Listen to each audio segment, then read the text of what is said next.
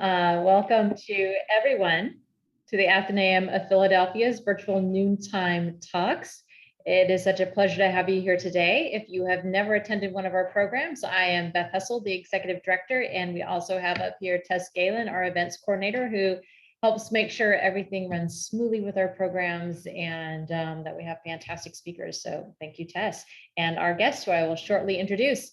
I invite you, if you're coming in, wherever you're coming from, I invite you to put into the chat where you're coming from. It's always fun to see where people find our programs. We usually get attendees from all over the world, so it's good to have you here. If you're from the Philadelphia area, I'm hoping this conversation will inspire you to go or to go back to visit the Indian and Himalayan art exhibits at the Philadelphia Museum of Art, or to come visit us so you can go see that.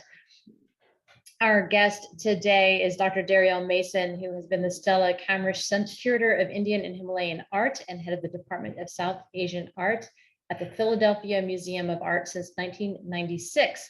She's also an adjunct professor at the University of Pennsylvania. Dr. Mason was the lead curator on the 2016 transformation of Philadelphia's South Asian galleries and consulting curator on the 2020 reconceptualization of Seattle's Asian Art Museum. So she has also helped with more than 50 smaller shows and several major exhibitions, both at PMA and at other museums. She comes to us with a BA from Williams College and PhD from the University of Pennsylvania, with a focus on the temples of West India, where she spent a number of years conducting field work. And we are so delighted to have her here to talk about the South Asian galleries and with Storied Stone. So I invite you all to join me with a virtual welcome of Dr. Dariel Mason.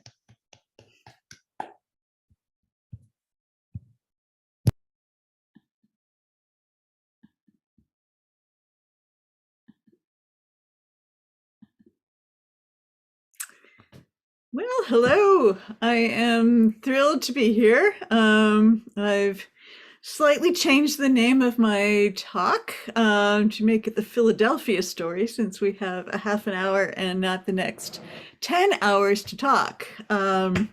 It's really a pleasure speaking to an Athenaeum audience. I know that you have all kinds of interest in architecture and in history, and I hope this is something a little new and different, but that also fills those slots.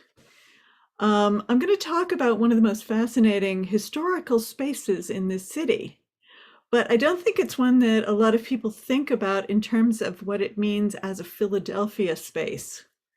It's the so-called South Indian Temple Hall on the third floor of the Philadelphia Museum of Art.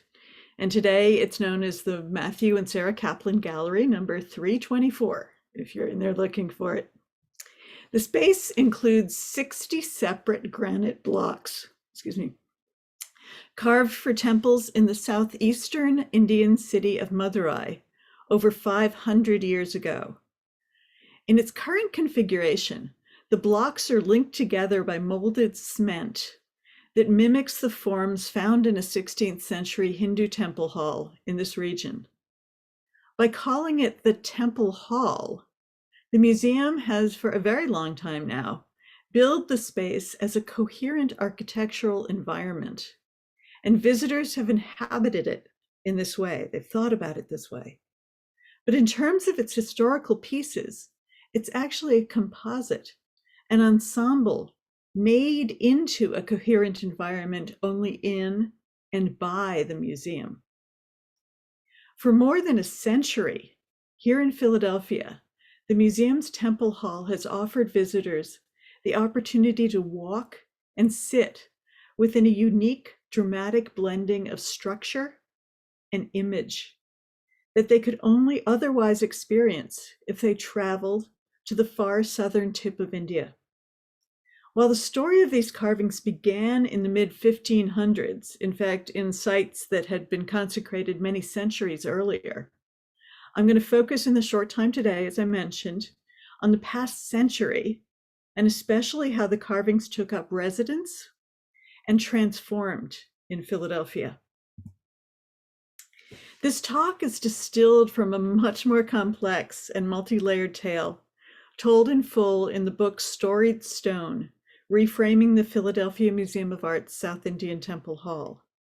It was just published by the Philadelphia Museum of Art in collaboration with Yale University Press. In the book, I present a narrative of the hall's history, especially from 1913 to the present. Each chapter concludes with an essay looking at the hall from a different perspective by my superb collaborators, and they are Professors Crispin Brandfoot, Annalise Seastrand, and Archana Venkateshan, who are scholars of Southeastern Indian art, language, and religion, and by Eleanor Coates and Susan Treadway, who are members of the Philadelphia family that collected and then donated the carvings. The book also explores what it means for a US so-called universal art museum to exhibit, interpret, and own an ensemble of architectural fragments that were created as part of a religious structure outside of the Euro-American context. In 1911, a society marriage occurred in Philadelphia. The bride was Adeline Pepper Gibson, who built the Maybrook estate that still stands in Wynwood, Pennsylvania. It's now condominiums. The groom was Theodore Marshall, a recent graduate of the University of Pennsylvania. The couple soon departed for a 2-year honeymoon around the world. As her family relays from Adeline's privately held travel diary, their general itinerary seems to have been, and I put it together here in the map, the 1910 map on the right, seems to have been heading down to South America, to Peru, across the Pacific to Japan, and then on to India. Like the British counterparts, who still held sway over India as a colony, the couple spent a few months in the cool mountain region of Kashmir. There they rented a houseboat and fitted it out with a borrowed piano for Adeline's evening recitals to her husband.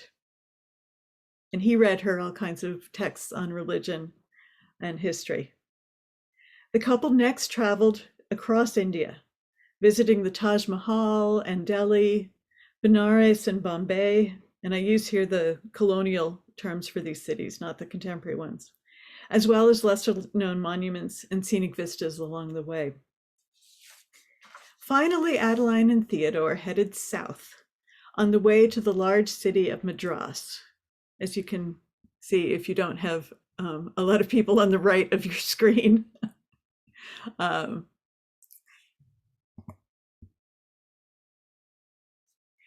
So here it's actually, Madras has been renamed as the City of Chennai, which is the capital of the state of Tamil Nadu, which is here. We don't have states on this map.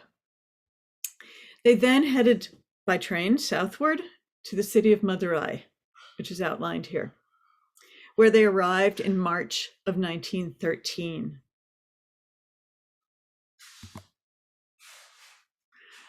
Madurai is known rightly as the Temple City for its wealth of Hindu temples, from some of the largest religious establishments on earth to tiny street corner shrines. And you're seeing here a map of the center of the city. The couple spent their first days wandering through the great Meenakshi Sundareswaram temple dedicated to the god Shiva. This enormous complex fills the center of the city. You can see it from everywhere. The British called it the Great Pagoda, and it was one of India's major pilgrimage and tourist sites then as it is now. While they were there, someone, and we don't know who from the diary, told Adeline and Theodore about a group of carved granite pillars and other architectural elements that had been taken from a temple undergoing renovation and dumped as rubble in another shrine's complex.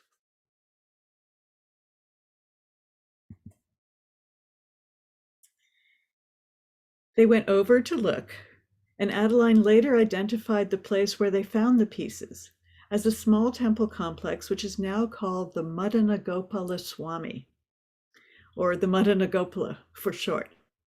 And it's dedicated to the Hindu god Vishnu, combined with one of his avatars, the god Krishna. This photo on the right was taken just 7 years after the couple visited, and it's the earliest photograph that I've been able to find of the site itself. It shows that the couple didn't actually purchase all of the rubble lying around the site. In fact, as you'll see a little later, when I first visited here in 2004, I found that lots of carved pillars and other architectural fragments were still scattered on the ground. Adeline's travel diary seems pretty cut and dry, but it does provide a basic narrative of how she and Theodore purchased the load, and we now know that it was 62 carved blocks. We actually have 64 in the museum because 2 little fragments broke off probably sometime during transport. It was 62 carved blocks, and they purchased them from the temple trustees. They had them inspected by the British Archaeological Department, and then they loaded them onto a train and shipped them to the coast of India. From there, they had them sent by barge to Ceylon, which is modern Sri Lanka, and onward by boat to the US.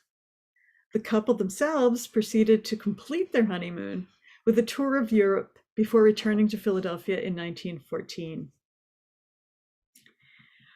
But the question has long been hanging in the air. Why in the world did they decide to purchase this enormous load of carved granite, spend all the money for the purchase, and then spend even more shipping it to the US? For a century, neither the museum nor Adeline's family had any idea of the reason. And while we still can't be 100% certain what initially motivated the purchase, we do have a really convincing answer that's appeared recently. While I was in the process of writing this book, I discovered that the University of Pennsylvania's Architectural Archives held a rendering for a house in Bryn Mawr, Pennsylvania, just west of the city, made for one Theodore Marshall by the Philadelphia architect Wilson Eyre Jr. But since I was writing during the middle of COVID, and the available digital images weren't good enough to see if there were any of the Indian pieces, I couldn't be sure. Then we found a snippet from the society pages of the Philadelphia Inquirer, and this read, quote, "While spending the winter in town, Mr. and Mrs. Theodore Marshall are going ahead with plans for their country house, in which will be incorporated the Hindu temple, which they brought with them from India." But it was only as the book was being finalized for the printer, literally in press, that the archive reopened and I could see the house plans in person. Luckily, together with the archive's curator, Bill Whitaker, who just happens to be a specialist on Wilson Eyre, the architect. I first noticed that repeated around the living room, circled in the center here, was a distinctive footprint matching that of the museum's great figural pillars. As Bill and I looked more closely, other hints of the Indian carving appeared. For example, the light sketch in the margin of the plan on the left, where they're actually seen in profile and horizontal rather than vertical, and as part of a portico in the circle on the right. And I really thank Bruce Laverty at the Athenaeum, if you are on the call, who miraculously got a scan done just in time to incorporate it into the book. In other renderings done by Eyre, the Madurai carvings appear even more clearly. In this left detail, you can just see them supporting the portico, lion capitals and pillars. And in the right, a lion capital and a pillar fit into a little corner of the house. There's also evidence that both the patron and the architect wanted the Oriental flavor incorporated into other aspects of the building. In the 3 renderings that Eyre did for the house, only one, and it's seen here at the top, displays his signature shingle style.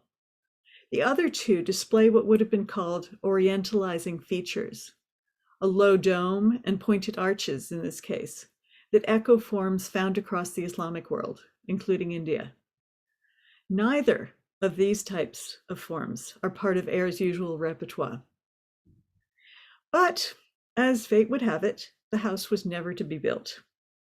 The same year, Adeline and Theodore's marriage disintegrated, and Adeline began to attend Bryn Mawr College to study archaeology and art. When the carvings finally arrived by sea in their crates, they were stored in a warehouse and ignored or forgotten. In 1917, the US entered World War I, and the following year, Adeline and her brother funded a base hospital in France, and she traveled there to help out. And she stayed on after the armistice, which was in November 1918. But only a very short time later, in early 1919, Adeline contracted pneumonia and she died. It was just before her 36th birthday. Back in Philadelphia, her grieving family remembered that Adeline's temple, as they called it, was still in storage, and they decided to donate the blocks in her honor. At that time, what is now the Philadelphia Museum of Art, then called the Pennsylvania Museum and School of Industrial Art, was housed in the grand glass ceiling building known as Memorial Hall. For those of you in the Philadelphia area, I'm sure you know that this is one of the permanent structures that was constructed as part of the Great Centennial Exhibition of 1876, and that today is the Children's Museum, or the Please Touch Museum, that remains in the park. The carved blocks from India were brought from the warehouse, taken out of their crates, and laid out across the lawn in front of Memorial Hall. Monumental, florid, and unlike anything the United States had ever seen. They garnered press, and they raised questions from the public and from the museum. Of the 62 carvings, the most impressive are the 12 composite or compound pillars, each with a huge figure of a deity or mythological character projecting from one side. These, as I mentioned, were what was around the living room in the Bryn Mawr country house, or what was going to be around the living room. There are also two composite pillars that have no figures, and you can see part of the top of one in the article on the left. 12 lion capitals, and another 12 impost blocks that have lotus pendants, lotus descending from them. And that's not in the article, but you can see one of them on the ground and upside down here in the 1919 photograph.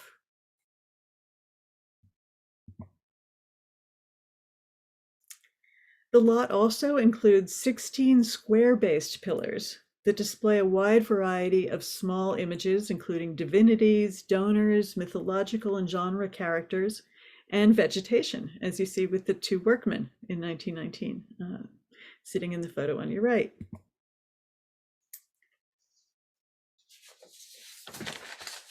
And finally, there are 18 segments of narrative relief, each approximately 6 feet in length, showing what was soon identified as scenes from the Ramayana, which translates as the journey or adventures of Rama, who's a king and another avatar of the god Vishnu.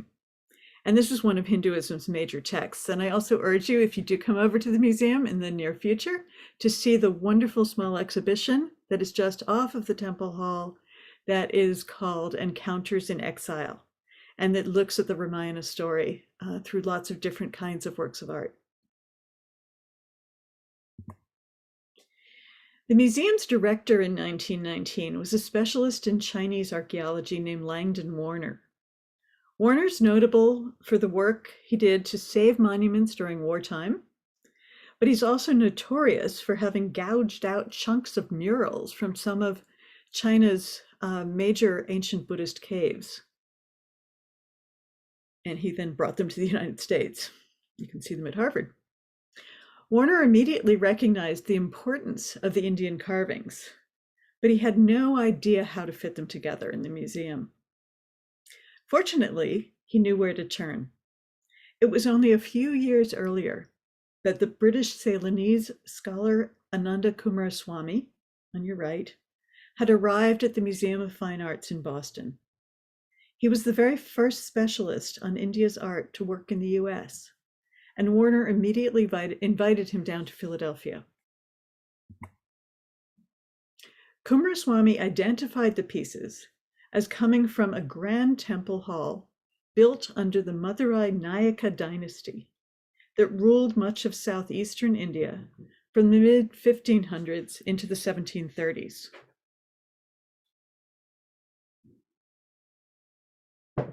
Although not every question was answered, Warner followed Coomaraswamy's recommendations on how to install the pieces.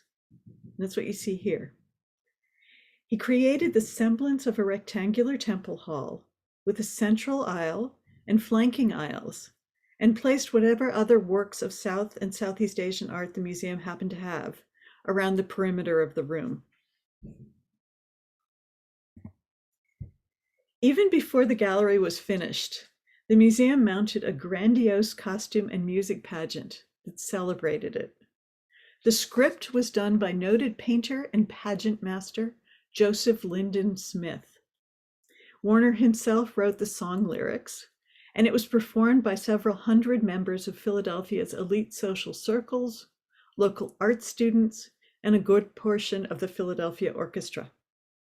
We have the abbreviated program and a few pictures, thanks to the family, that came from newspapers.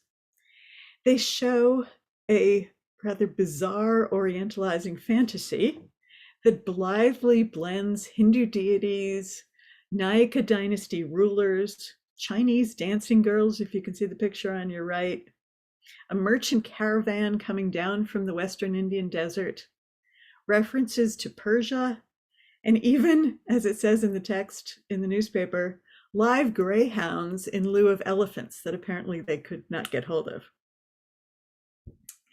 The story is framed by a prophecy that is given by the high priest of the Mayas of Central America. And the priest foretells that the gods of India will come to our shores, but the Maya won't be there to meet them. For it's only to occur after white man has spread, quote, civilization westward.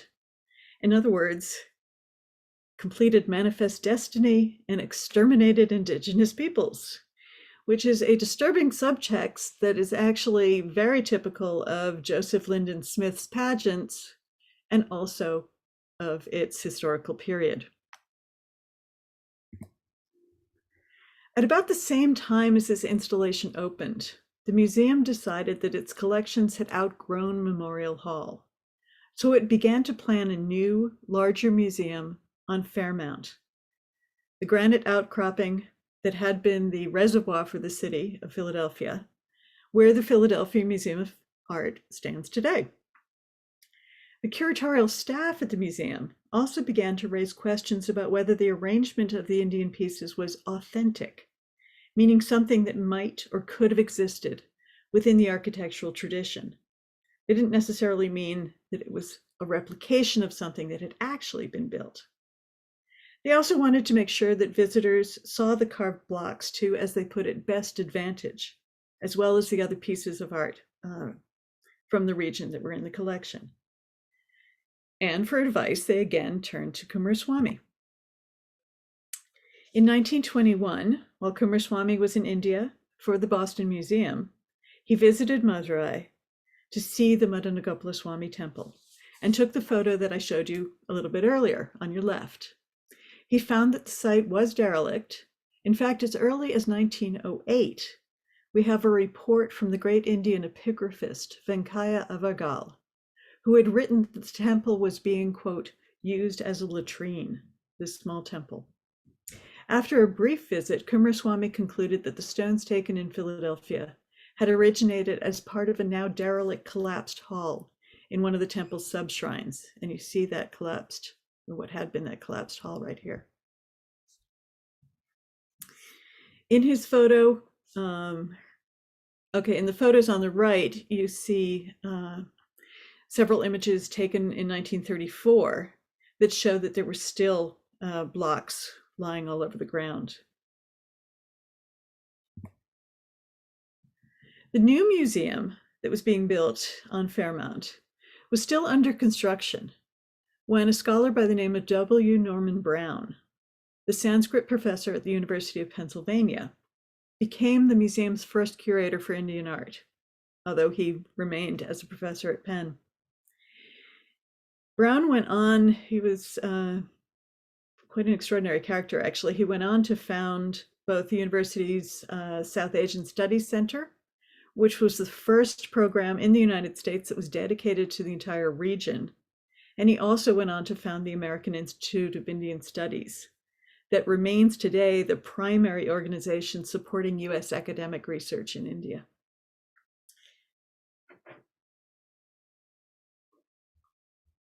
In 1934, just as Brown was leaving for his own research sabbatical to India, the then museum director, architect Sidney Fisk Kimball, asked him to stop in Madurai to study the Madanagopala temple's configuration in order to design the Temple Hall Gallery for the museum's new building.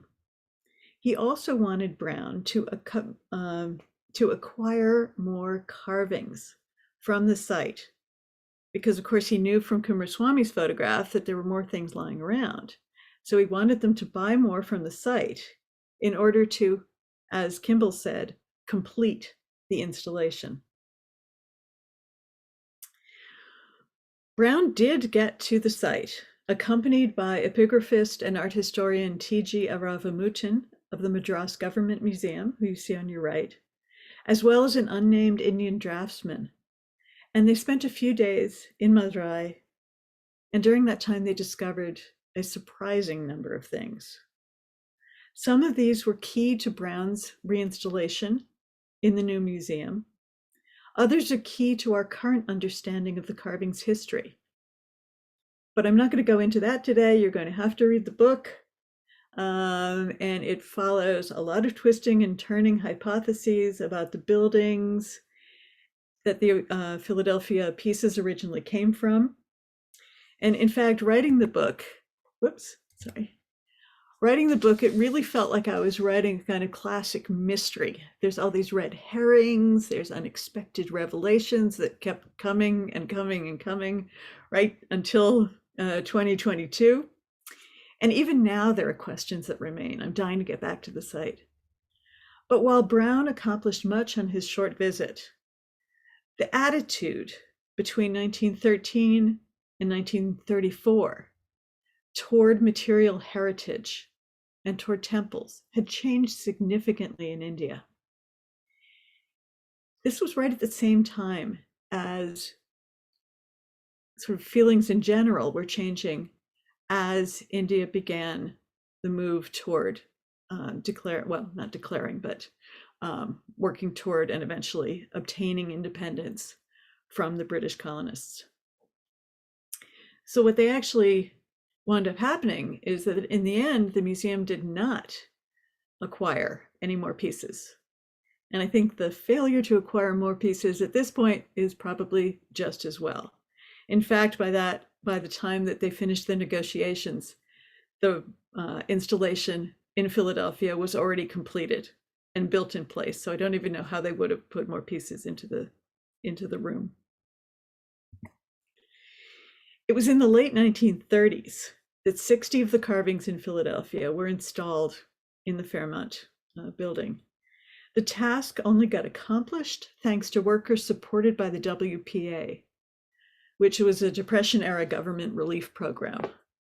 Rather than installing the blocks as if they were freestanding sculptures, as had been done in the earlier installation in Memorial Hall, the architects and builders merged them into the museum structure itself, using a solid cement and steel framework.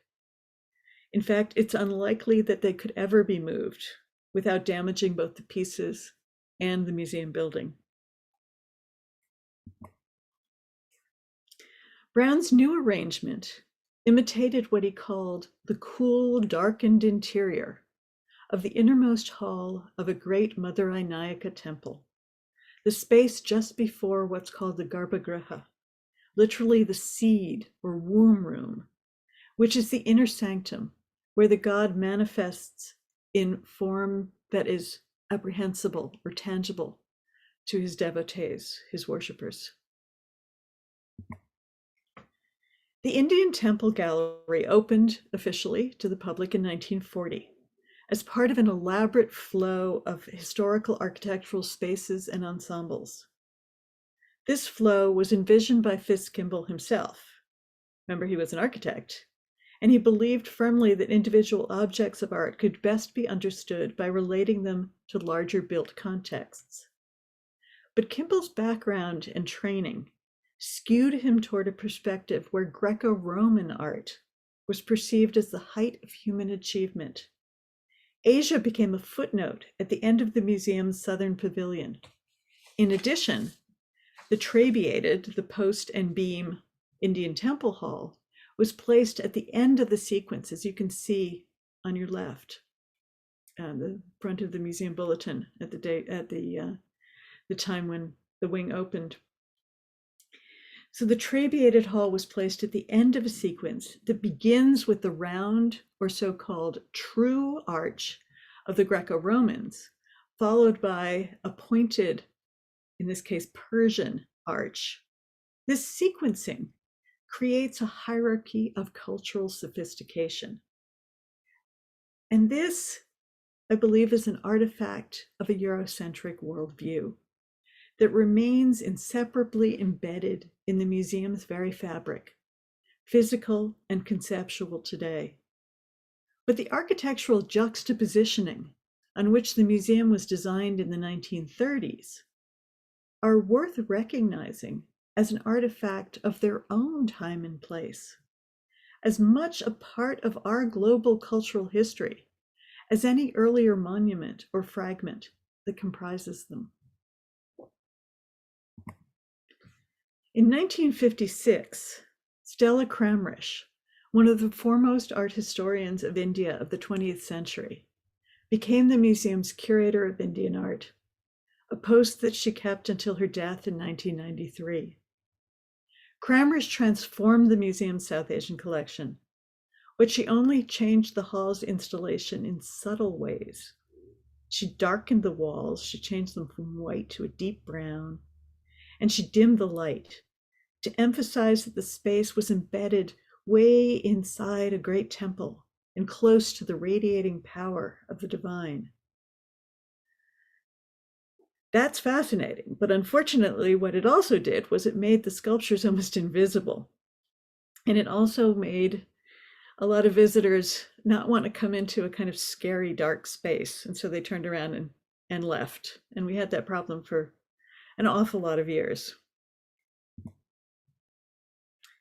Although I'd given tours of the Indian Temple Hall as a graduate student in Penn as far back as the 1980s, and had come to the museum as curator in 96, my part of the story really begins when I visited Madurai for a day in 2004. It wasn't my first visit to the city, but it was my first visit to the Madanagopa Swami temple and to a larger Vishnu temple next door that becomes very important in the story of where the pieces came from. A glance at the Madanagopa Swami temple and this other Vishnu temple raised a lot more questions than it answered.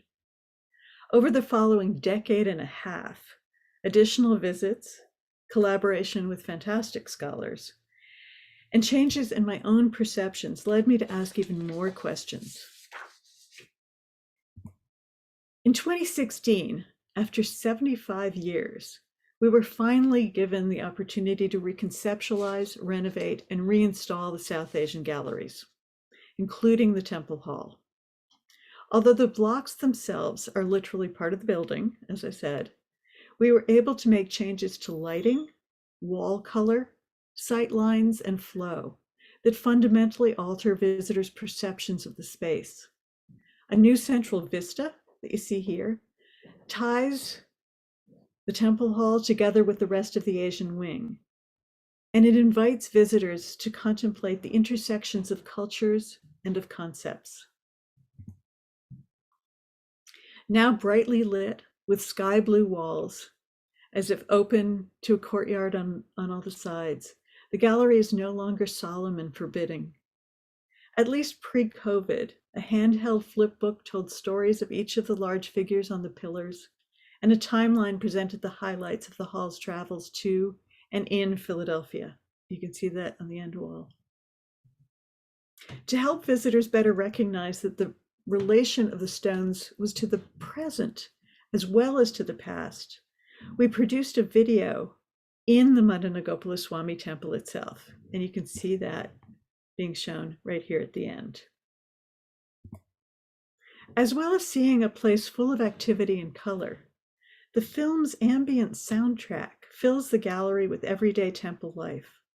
From the chirping of birds as people quietly light devotional oil lamps in the early morning, to the loud, sharp noises of a horn celebrating worship, to the excited voices heard during weddings and festivals. Since these carved blocks were first installed in Philadelphia in 1920, the museum's worked hard to present visitors with a, quote, authentic experience of being inside a hall in a South Indian temple. But as we've seen, it isn't an authentic Hindu temple hall. It's not the place where God and devotee meet and merge, which is what a hall was actually built for at a temple and what they are used for today. What we experience in Philadelphia is an evocation of a temple hall, created with authentic historical carvings. So while it doesn't hold power as a religious space, although it may to some, should they choose, it is authentic as a museum experience. Here, cultures meet and merge in ways that are often informative, sometimes uncomfortable, and at times revelatory. Unlike the brief Philadelphia-focused story I've just given you, the larger story that unfolds in Storied Stone oscillates between Philadelphia and Madurai, and back and forth again. During the writing of the book, which happened, as I mentioned, between the spring of 2020 and early 22, the world changed, and I changed also. What started out as a standard treatise on a museum object wound up being a narrative that's part history, part detective story, part a critique of the Universal Museum, and part memoir. It became a meditation on the role of a US-bred curator responsible for non-Western religious art in a US museum, a role that I've personally played for well over half my life. I've tried to pull back the curtain that so often deliberately hides decision-making in museums. My hope is that by beginning to untangle the thickly woven history of this particular space, we might also begin to confront some of the hierarchies that we've all inherited, often unwittingly, from the colonial past. Ultimately, Storied Stone is about re-examining the stories we tell ourselves and the stories we choose to share with each other.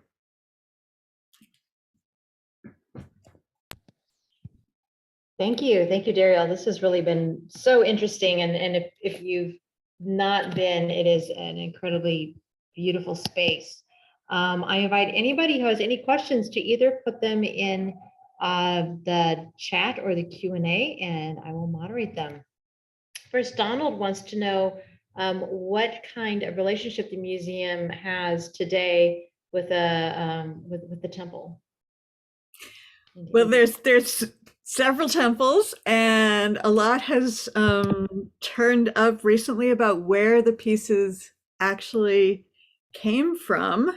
And the surprise is that they didn't actually come from the temple that I've been showing you where they were found, or at least the majority of them didn't.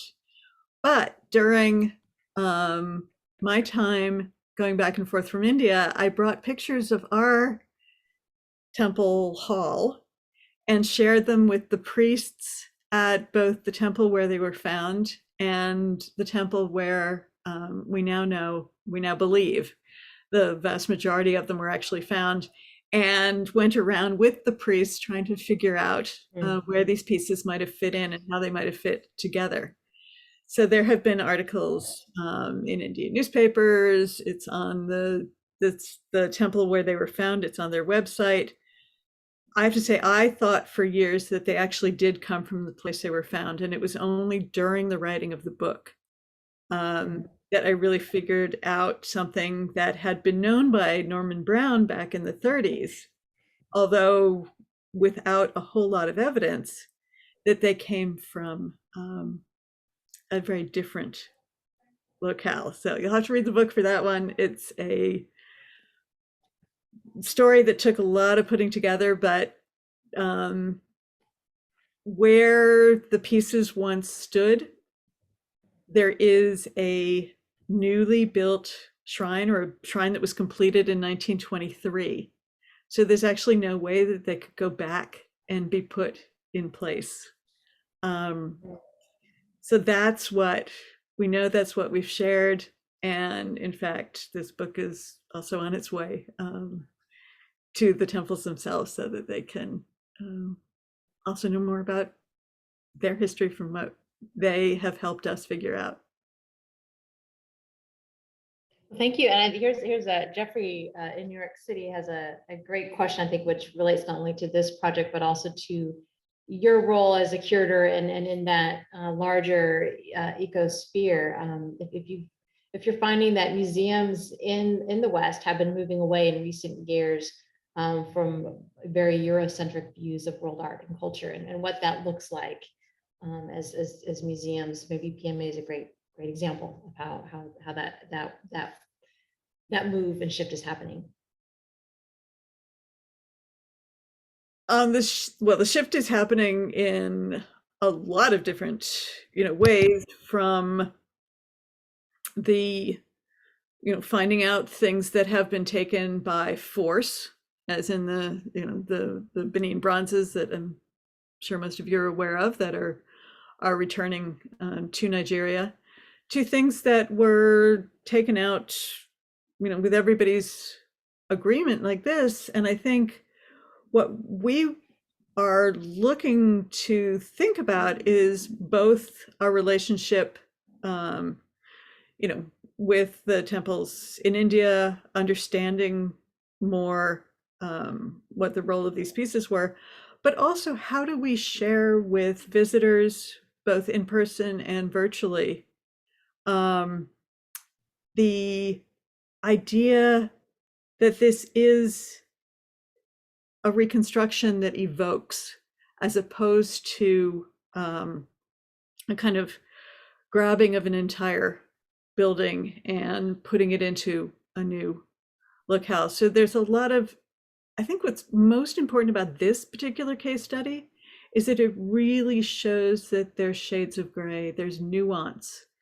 Any object, and I think this has now been made into a single object, even though it's 60 different objects as well as an installation. Any single object has its own personal history, much like a person has their own personal history. And we need to understand that personal history before, we actually keep reviewing it and rethinking it and relearning more. But we want to continue to be open and share that with all of our publics, and also elicit ideas from our public. As I said, without damaging the pieces and the building, we can't move them. But what we can change is the atmosphere, is the information, is the way that we share it and the way that others share it with the museum. I don't know whether that answers the question. Thank you. So I've got a couple follow-up questions there. One of our participants is wondering, given that we can't return these pillars now, but ultimately, do you believe that it would be better and create a more authentic experience to leave things like the pillars in their original setting and bring out virtual ways or create virtual ways to share in a museum the experience, or to transport them to a museum and recreate something new? Well, in the case of these particular pieces, in 1907, a wealthy devotee in southern India of a community called the Chettiar community, they were a wealthy merchant community, actually paid for this somewhat derelict shrine in the large Vishnu temple to be taken down, dismantled, the pieces dumped in the other nearby temple that just happened to be convenient for dumping, and then paid for a new shrine to the goddess at this Vishnu temple to be rebuilt. So there is a shiny new, well, as of 1923, shiny new beautiful shrine at the site, literally covering the entire footprint of where these pieces once stood. So they were taken down and moved long before, well, the museum didn't do it itself, but long before Adeline and Theodore got onto the spot. And so they couldn't be returned to where they were. And temples in India in general, but particularly in South India, renovation and rebuilding is something that is part of their DNA. None of the temples that you were looking at today were actually founded with the fabric that you see there. Those are rebuildings that have gone over multiple centuries. In fact, likely the temple that you were looking at was, we don't even know when it was first founded, but it was certainly founded 500 or maybe even 1,000 years as a sacred site before the stones that are standing at the site now. So it's much more complicated than just either here or there. I think that there is a benefit to having people around the world see the actual tangible objects from other cultures. And in this area, there are many, many people of South Asian heritage, for example, whose children, whose neighbors, the kids that they go to school with could never go to India and see this. But so many, this is the primary stop on school groups coming through the museum. And they're actually coming into physical contact, not physical contact because they can't touch it, but, you know, experiential contact with something that was made 500 years ago in a place that they'll never be able to get to, and seeing the grain of that. And it's not the same as a virtual experience. I do believe that. At the same time, I started life as an architectural historian, and I do not believe in knocking down buildings in order to bring them into museums, or knocking pieces off of them, as has happened, or, you know, whether it's to bring it into a museum or to build a block of apartments, or to, you know, build an office building in India or anywhere else. I'm too much of an historian and an architectural historian to do that. So I think it's always messy and complicated, and that there's benefits and negatives to all sides of the story. Well, thank you, the person who asked the question. So that was very insightful, and thanks you for that. And along the same line, I think kind of plan off what you just finished saying there, Catherine Smith says she remembers 70 years ago marveling at how the Aswan Dam was funded by selling minor ancient Egyptian temples, for example, and wonders if you see further place for such kinds of cooperation over use of surplus discarded stones when major projects are happening. If an institution, if a government has decided that they're going to be moving. Well, this was actually, I mean, we don't have yet maybe there is some additional archive that we haven't managed to access somewhere in Madurai or Chennai or London or who knows where. But we believe that the funds that actually went to the temple for these pieces went into building the new shrine, the new goddess shrine that I was talking about. So that did in fact happen at that point. I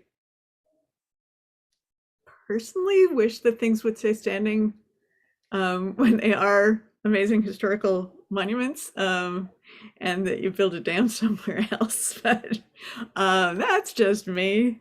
I think that in future, there are many things in museums and relationships among museums, you know, between India here, between Egypt and France, or who knows what, that there can be many kinds of relationships and exchange, you know, temporary exchanges of objects, sharing of things, that of course we do as special exhibitions, but perhaps they can be done in even richer ways in the future. And certainly we can bring things together in many, many ways virtually that we never had the opportunity to do.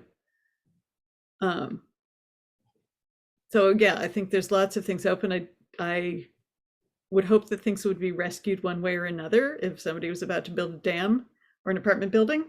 I think the country of origin certainly has, you know, the choice of whether or not that heritage stays within the country. It's a long time since 1913. Very different situation. The British no longer own India, for one thing.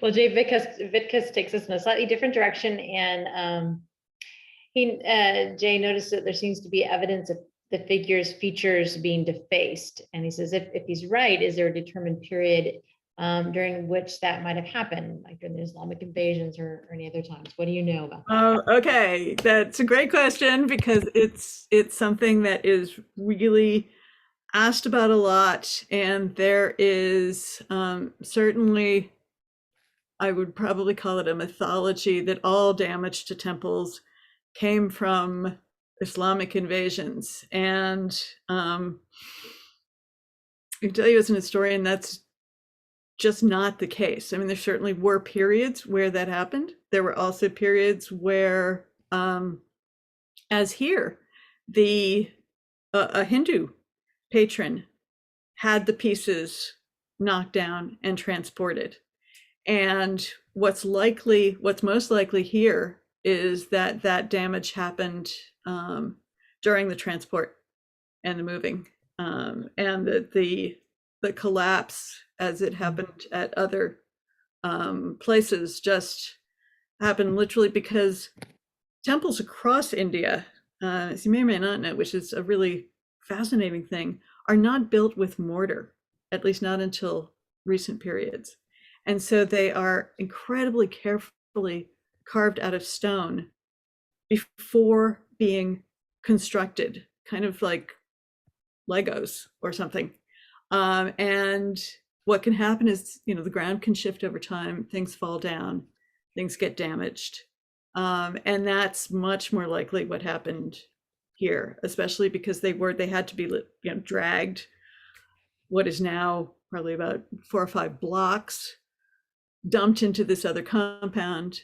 They were just left there, and then they were loaded into, you know, crates and shipped halfway across the world. So the parts that are broken are the things that stick out: noses, a hand, that kind of thing. And granite's pretty sturdy, but that's it takes a lot of, you know, when it falls over on itself, obviously a nose is going to crush. So I would say in this case, not the Islamic invaders, and not even deliberate damage, just accidental. Thank you. This has been such a fascinating talk, and you can get a copy of Dr. Mason's book, I'm sure, at the PMA bookstore. You can also get it at bookshop.org if you would like that, or ask your local bookstore to order you a copy. Bill, Amazon. We do encourage you to support a local independent bookstore. And if you don't have one of those nearby, then to order it through bookshop.org, so that we are supporting independent bookstores. A portion of those proceeds go to the independent bookstores. Tess, do we have it on our bookshop site? Yeah, it should be up there. Great. So if you go to the Athenaeum, philathenaeum.org, and look at our stores, you'll find our bookshop.org site too, and a portion of those proceeds would go to support our work too. Go see the exhibit if you are in Philadelphia and you have not seen it recently, looking at it with new eyes. We thank you so much, Dr. Mason, for this wonderful, wonderful conversation. Hope you all join us for our next programs coming up. Tess, what do we have coming next? Natalie is next. How conspiracy impacts the built environment. And this comes from our own Natalie Gearin, who is one of our staff members who finished before coming here her master's in art history from Tufts and looked at the aesthetics of conspiracy websites, which is absolutely fascinating. And I hope you'll join us with that. Go to philathenaeum.org and events to sign up for that in future programs. Thank you all for joining, and thank you again to Dr. Daryl Mason for a wonderful, wonderful talk. I hope everybody has a good afternoon and rest of your week. See you all later. Thank you. Thank you. Thank you. Mhm.